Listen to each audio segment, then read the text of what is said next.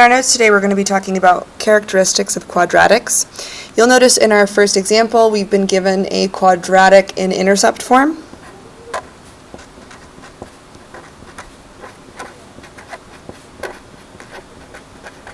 In intercept form it's super easy to see the x-intercepts. We can find them by setting them each equal to 0. And then solving for x.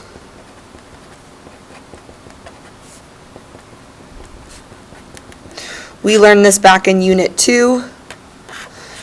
So we know that our x-intercepts are -2 and 1. The faster way of doing that is just changing the value that you see inside of the parentheses. But this is the mathematical way of reaching that. So I'm going to go down and answer E, because I already noticed that we have our x-intercepts, and I'm going to go ahead and put those in coordinate format. Remember, it's always x and then y, x and then y. So now we're going to try and figure out what the rest of our equation can show us. So intercept form, like I said, is great to see the intercepts, but it's harder to see everything else. We're going to convert this into standard form and then interpret what we can figure out from standard form. So if I wanted to convert this into standard form, I would multiply x by x to get x squared, x by -1 to get -x, 2 by x to get 2x, and 2 by -1 to get -2. I can combine these two to get x, so we're left with x squared plus x minus 2.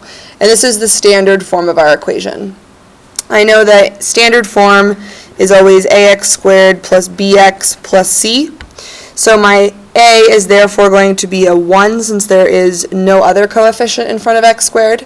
My b is going to be 1 as well. And my c, or my constant, is going to be -2.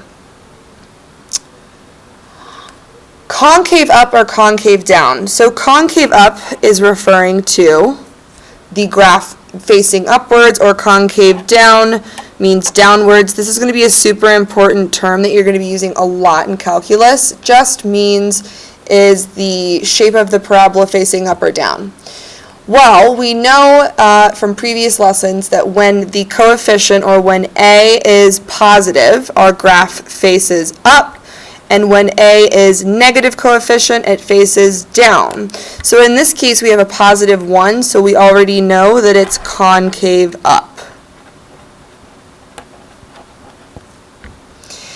What we haven't really hit on yet is the y-intercept, but just like in linear equations where we have slope-intercept form,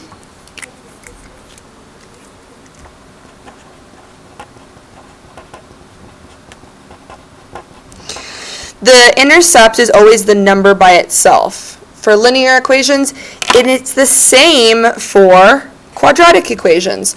So the c value is always going to be our y-intercept, or the place where our function crosses the y-axis. So in this case, when we're looking at our current function, over here, I know that my c value is -2, or my constant is -2.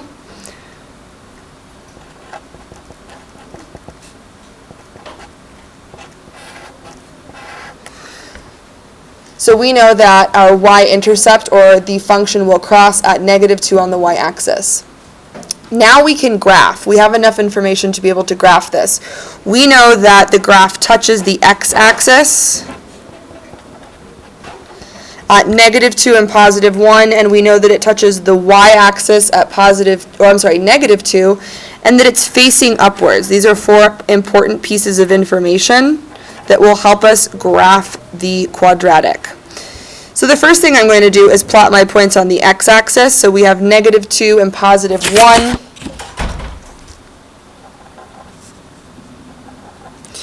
We also have our y-intercept, which is -2. And we know that it's concave up, or facing upwards. So I'm going to connect my dots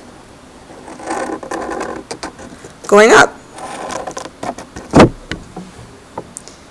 And that is how you can use the standard form of a quadratic equation to graph.